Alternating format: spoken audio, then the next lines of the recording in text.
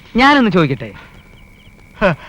എൻഡിആറിന് എന്നോട് എന്തും ചോദിക്കാം, പണം ഒഴിച്ച്. ഹോട്ടലിൽ നിന്ന് പിടിച്ചെടുത്ത സാധനങ്ങൾ പഴയതാണെന്ന് നിങ്ങൾ എങ്ങനെ കണ്ടുപിടിക്കണേ? അതിന് പല ശാസ്ത്രീയ രീതികളുണ്ട്. പക്ഷെ എന്നെ പോലുള്ള എക്സ്പെർട്ടിലേക്ക് ലാബിന്റെയോ ഒരു പുണ്ണാക്കിന്റെയോ ആവശ്യമില്ല. ഒന്ന് മണത്തോ ഒന്ന് രുചിച്ചോ നോക്കിയാൽ മതി എത്ര ദിവസത്തെ പഴക്കമുണ്ടെന്ന് കൃത്യമായിട്ട് ഞാൻ പറയും. എന്റെ അമ്മോ, എന്തു പറ്റി? അല്ല, ഞാൻ ഓർക്കുകയായിരുന്നു സാറിന് മലവും മൂത്രവും പരിശോധിക്കുന്ന ജോലി കിട്ടാതിരുന്നത് ഭാഗ്യം. സാറ് കഴിക്കേ. അച്ഛനെ വിളിച്ചോ? 3 പ്രാവശ്യം വിളിച്ചു എന്നാ എന്റെ ഓർമ്മ. മോനത് കേട്ടില്ലേ? ആദ്യം വിളിച്ചപ്പോ ഞാൻ പുല്ലിന് പശു കൊടുക്കായിരുന്നു. അല്ല, പശുവിന് പുല്ല് കൊടുക്കായിരുന്നു. ഇവൻ ഭയങ്കര തമാശക്കാരനാ സാറേ. ഇപ്പൊ അടൂർ ഭാഷയ്ക്ക് പഠിച്ചുകൊണ്ടിരിക്കുക. ഏത് ഇയറാ? സെക്കൻഡ് ഇയർ അല്ലേ മോനെ? ഇന്നത്തെ ഹോട്ടലിലെ കണക്കിൽ 5 രൂപ 75 പൈസ കുറവുണ്ടല്ലോ. അത് ഞാൻ പല തെണ്ടികൾക്കായി ധർമ്മം കൊടുത്തച്ചാ. അതിൽ നീ എത്ര എടുത്തു? അയ്യേ, ബീഫ് ഇനി ഇല്ലേ? ഇഷ്ടം പോലെ ഉണ്ടല്ലോ, ഇനിയും തരാം. അതൊക്കെ പോട്ടെ, ബീഫ് എങ്ങനെയുണ്ട്? ഉഗ്രൻ പറഞ്ഞാ പോരാ, അത്യുഗ്രൻ. ഹോട്ടലിലെ സാധനങ്ങൾ ഉണ്ടെങ്കിൽ അത് ഇവനെടുത്ത് ഓടെ കളയും. ആളുകൾക്ക് കൊടുത്ത ഫുഡ് ഇൻസ്പെക്ടർ പിടിക്കും. വിദഗ്ധനായ ഒരു ഫുഡ് ഇൻസ്പെക്ടറാടാ പറയണത് 2 ആഴ്ച പഴക്കമുള്ള ബീഫ് ഉഗ്രനാണ്, അത്യുഗ്രനാണെന്ന്. ഇറച്ചി പഴകും തോറും രുചി കൂടുമെന്ന് ഇപ്പൊ നിനക്ക് മനസ്സിലായ? എന്റെ പൊന്നുമോൻ പോയിട്ട് ഒരു പ്ലേറ്റ് ബീഫും കൂടി എടുത്തിട്ട് വാ. എനിക്ക് വേണ്ട. 2 ആഴ്ചത്തെ പഴക്കം ഉണ്ടെന്ന് ഞാനൊരു തമാശക്ക് പറഞ്ഞതല്ലേ. ഇനി കൃത്യമായിട്ട് പറയുകയാണെങ്കിൽ ഒരു 36 ദിവസത്തെ പഴക്കേ ഇപ്പൊ ഇതിനുള്ളൂ.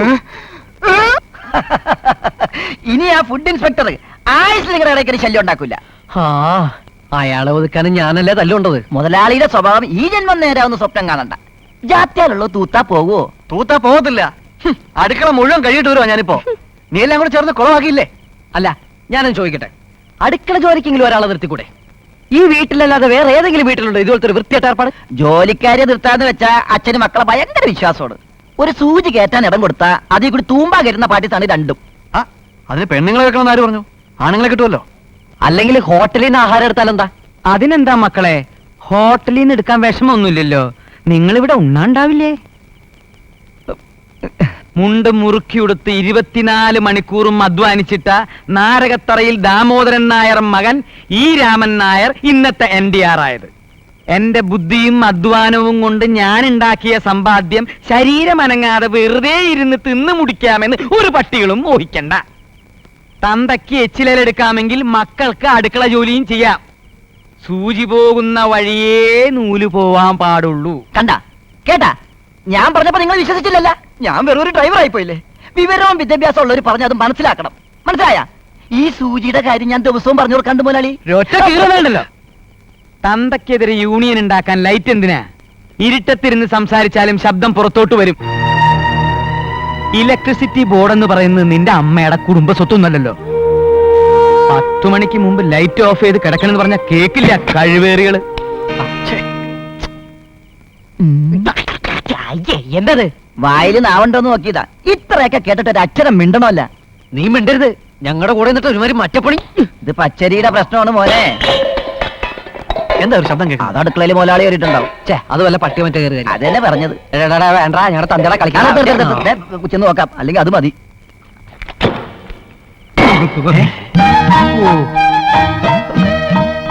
ചിറ്റപ്പനത് എപ്പോ ഏതിൽ എങ്ങനെ എവിടുന്ന് വന്നു? നാം ഈ അടുക്കളയിൽ നേരിട്ട് അവതരിച്ചതാണ് മകനെ. പപ്പനാവന്റെ പാടവരമ്പത്തിൽ നാം ധ്യാന നിമഗ്നായിരിക്കുമ്പോൾ നമുക്കൊരു വെളിപാടുണ്ടായി. മകനെ ലക്ഷ്മണാനന്ദ, നിന്റെ ചേട്ടൻ രാമന്റെ അടുക്കളയിൽ ഭക്ഷണം മിച്ചമിരിക്കുന്നു. ആഹാര സാധനം വേസ്റ്റ് ചെയ്യാതെ നീ അതിൽ ആമഗ്നാകൂ. പക്ഷെ സന്യാസിമാർക്ക് ഇറച്ചി നിഷിദ്ധമല്ലേ സ്വാമി? ഇറച്ചി നിഷിദ്ധം തന്നെയാണ് മകനെ. പക്ഷെ തറവഴി കേട്ടാ, ചിറ്റപ്പം വന്നത് അച്ഛൻ കണ്ടോ? അണ്ണനാനന്ദന് ഈ ലക്ഷ്മണാനന്ദയെ കാണുന്നത് ചതുർത്ഥി കാണുന്നതിന് സമം. അതുകൊണ്ട് നാം വന്ന വിവരം അണ്ണൻ അറിയണ്ട. ഈ ഭക്ഷണം ഫിനിഷ് ചെയ്തിട്ട് അണ്ണൻ ഉണരുന്നതിന് മുമ്പ് നാം ഹരിദ്വാരത്തിലേക്ക് പോകും. ഹരിദ്വാരമല്ല, ഹരിദ്വാർ. അത് ഹിന്ദി. മലയാളത്തിലാകുമ്പോൾ ദ്വാരമാകും. എന്തിനാ ചിറ്റപ്പ വായിക്ക് രുചിയായിട്ടുള്ള ആഹാരം പോലും ഇല്ലാതെ ഇങ്ങനെ അറിഞ്ഞു നടക്കുന്നത്? ഈ വേഷമൊക്കെ കഴിച്ചറിഞ്ഞിട്ട് ചിറ്റപ്പന ഹോട്ടലിൽ ഒന്ന് നല്ലണ്ട. ഞങ്ങളുടെ ജോലിയിൽ കുറച്ച് കുറയൂലേ? ആഗ്രഹമില്ലാഞ്ഞിട്ടല്ല മകനെ, പക്ഷേ നാം അവിടെ വന്നു നിന്നാൽ അണ്ണൻ എന്നെ കൊണ്ട് മാവരപ്പിക്കും. ചിറ്റപ്പൻ അറിയോ? ചിറ്റപ്പൻ പോയതിനു ശേഷം മര്യാദയ്ക്ക് ഒരു ദിവസം പോലും മാവരഞ്ഞിട്ടില്ല. ഇപ്പൊ തെറി മുഴുവൻ കേൾക്കണം ഞാനാ. ഒരു ബ്രഹ്മചാരിക്ക് അധ്വാനം വർജ്യമാണ് മക്കളെ. അപ്പൊ കട്ട് തിന്നാനാണ് ഇങ്ങോട്ട് വന്നതല്ലേ? അതെ, നോൺ വെജിറ്റേറിയൻ ഫുഡ് കഴിക്കാത്തത് കൊണ്ടാണെന്ന് തോന്നുന്നു ഈയിടെയായിട്ട് ധ്യാനത്തിൽ ഏകാഗ്രത കിട്ടുന്നില്ല. ഒരു സന്യാസി ഹോട്ടലിൽ നിന്ന് മാംസാഹാരം കഴിക്കുന്നത് സമൂഹം വിലക്കിയിരിക്കുന്നത് കൊണ്ട് ഇത്തിരി ഇറച്ചി കടിച്ചു പറിക്കാൻ ഞാൻ ഈ വഴിയെ കണ്ടുള്ളൂ. ഇന്നിവിടെ ഇറച്ചിയുണ്ടെന്ന് ചിറ്റപ്പനോട് ആരാ പറഞ്ഞത്? ബോധോദയം ലഭിച്ചവർക്ക് ഇറച്ചിയുടെ ഗന്ധം വേഗം തിരിച്ചറിയാം. നിങ്ങൾ പോയി കിടന്നോളൂ, ഞാൻ ഈ താറാവുമായുള്ള മൽപ്പിടുത്തം കഴിഞ്ഞ് ഇവിടെ എങ്ങാനും ചുരുണ്ടോളാം. മംഗളം ഭവന്തു. Good night. പോയി കിടന്നു ഉറങ്ങാ. പോരെ നേരെ കാണാ കൊണാന്ന് പറഞ്ഞ് മനുഷ്യൻ കൊണ്ട് ഭക്ഷണം കഴിപ്പിക്കൂല.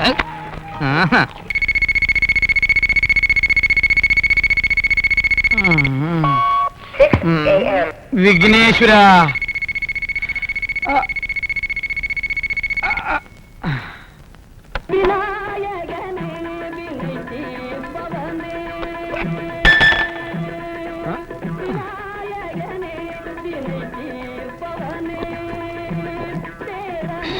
രമേശ, എടാ രമേശ.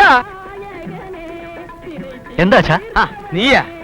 നിന്റെ പേര് അവന് കൊടുത്തിട്ട് അവന്റെ പേര് നീ എടുത്തത് ഞാൻ അറിഞ്ഞില്ലല്ലോ. ഞാൻ രമേശിനെ വിളിച്ച്. അവൻ തൊഴുത്തി ചാണോമാരിയാ. അത് നിന്റെ ജോലിയല്ലേ? ഇന്ന് മുതൽ അവന്റെ ജോലി ഞാനും എന്റെ ജോലി അവനും ചെയ്യാൻ തീരുമാനിച്ചു. ഒരു ചേഞ്ചിന് കടിഞ്ചായ എങ്ങോട്ടാ? ഞാനിട്ടതാ. മുഖസ്തുതി പറയാനെന്ന് വിചാരിക്കരുത്. വായിൽ വെക്കാൻ കൊള്ളില്ല. ഒരു ചായക്കടക്കാരന്റെ മകന് നല്ലൊരു ചായ ഉണ്ടാക്കാൻ അറിയില്ല എന്ന് പറഞ്ഞാൽ നീ പോയി ആ പേസ് എടുക്ക്. ആ കഴിവേറി പോയാ? ആരാ? രമേശനാണോ? അല്ലടാ, ആ സ്വാമി കഴിവേറി. ചിറ്റപ്പൻ രാവിലെ തന്നെ പോയി. കാര്യം അവൻ എന്റെ അനിയനാ. പക്ഷെ എന്റെ സമ്മതമില്ലാതെ അവൻ ഇവിടെ എങ്ങാനും കയറ്റി താമസിപ്പിച്ച ബാക്കിയുള്ളത് ഞാൻ പറയണ്ടല്ലോ. എന്തിനാ ഇത്ര അധികം? നീ പല്ല് വെച്ചോ? ഇല്ല. അവൻ തേച്ചോ? തേച്ച് കാണില്ല. പാതി അവന് കൊടുത്തിട്ട് പാതി നീ എടുത്തോ. എന്നാ ചെല്ലേ.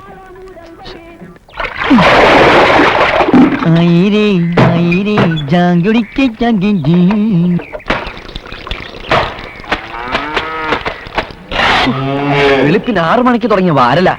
ഇത് കൊറ്റട്രിപ്പിലിട്ട് തീർത്തൂടെ? കുറച്ചൊക്കെ മനുഷ്യത്വം വേണം. കുറ്റമല്ല നിന്റെ നായരെ കൊണ്ട് നാട്ടുകാർ വണ്ടി വലിപ്പിക്കണത്, കാളവണ്ടി. അയ്യോ, അല്ല, ഇതുവരെ കഴിഞ്ഞില്ലേ? കഴിഞ്ഞതാ. പക്ഷെ പശു പിന്നെ പിന്നെ അപ്പിട്ടു. ഞാൻ വാരും, പശു അപ്പിടും. ഞാൻ വാരുന്നു, പശു ഇടും. ഞാൻ വാരുന്നു, പശു. മതി മതി മതി മതി. നിന്റെ മോന്ത കണ്ട പശു അല്ല ആരായാലും അപ്പിടും. ആർക്കാനും വേണ്ടി ഓക്കാനിക്കുന്ന പോലെയല്ലേ അവന്റെ പ്രവൃത്തി. ഒന്ന് അനങ്ങി അനങ്ങി കൊണ്ടുപോയി ഇടറ രാജകുമാരാ. പിന്നെ അപ്പിടിക്കും ഞാൻ. ഒരു ദിവസം ഞാൻ ഈ പശുവിന്റെ ബാക്ക് അടച്ച് പൂട്ടും.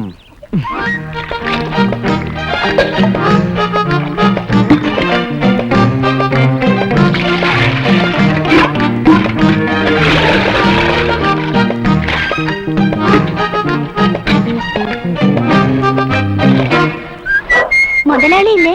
പശുവിനെ പിഴിയുവാ. എന്ത് വേണം? ഈ മാലയൊന്ന് പണയം വെക്കാനാ. ഈ കൊച്ചുവെളുപ്പാൻ കാലത്തോ? 10 മണി കഴിയാതെ മുതലാളി പണപ്പെട്ടി തുറക്കണ പ്രശ്നമില്ല. ഇപ്പോഴത്തെ ആവശ്യമായിരുന്നല്ലോ ചേട്ടാ. ഒരു 300 രൂപ കിട്ടിയാക്കൂ. ഞാൻ പറഞ്ഞില്ലേ, ഈ നേരത്ത് നിങ്ങൾ പണം ഇരിക്കാന്ന് പറഞ്ഞാലും മുതലാളി വഴങ്ങത്തില്ല. 10 മണിയാണ് പുള്ളിയുടെ ടൈം. അയ്യോ, അങ്ങനെ പറയല്ലേ ചേട്ടാ. വളരെ അത്യാവശ്യമായതുകൊണ്ടല്ലേ. അത്രയ്ക്ക് അത്യാവശ്യമാണെങ്കിൽ ഒരു ചെറിയ തരികട ചെയ്യേണ്ടി വരും. എന്ത് തരികട? എന്റെ മോതിരം മുതലാളിയുടെ അടുത്ത് പണയം വെച്ച വകയില് കുറച്ച് കാശ് എന്തെങ്കിലുണ്ട്. അതിന്ന് 300 രൂപ തരാം. വലിയ ഉപകാരമായി ചേട്ടാ. പിന്നെ മുതലാളിക്ക് 103 രൂപയാണ് പലിശ. എനിക്ക് 1/2 കൂടി തരണം. അയ്യേ, ഞാൻ 3 രൂപയുടെ കാര്യോട് പറഞ്ഞത്. ഇങ്ങോട്ട് വന്നേ. പിന്നെ നമ്മൾ തമ്മിൽ ഇടപാടേ ഒരിക്കലും മുതലാളി അറിയരുത്. അറിഞ്ഞാ എന്റെ കാർബേറ്റർ അയച്ചെടുത്ത് മുതലാളി ഡ്രൈവർ പണിയെന്ന് പറഞ്ഞു വിടും. ഞാനായിട്ട് പറയില്ല ചേട്ടാ. പിന്നെ മുതലും പലിശയും കാശായിട്ട് തന്നെ തരണം. മനസ്സിലായോ? ചില പെണ്ണുങ്ങൾ ഈ കടത്തീന്ന് കരകയറാൻ കടം കൊടുത്തവനെ തന്നെ വശീകരിക്കുന്ന ഒരു പരിപാടിയുണ്ട്. ആ വക ചുറ്റിക്കളിയൊന്നും എന്റെ അടുത്ത് വേണ്ട.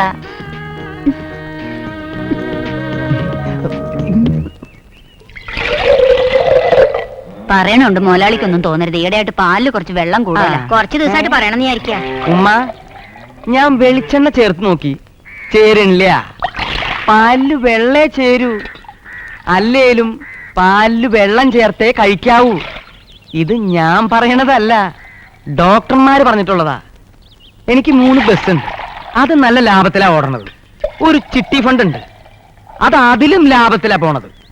പിന്നെ ഒരു ഹോട്ടലുണ്ട്, അതിന്ന് ഭയങ്കര ലാഭ. പിന്നെ ഈ പാൽ കച്ചവടം എന്നെ സംബന്ധിച്ചിടത്തോളം അതെനിക്ക് നഷ്ട.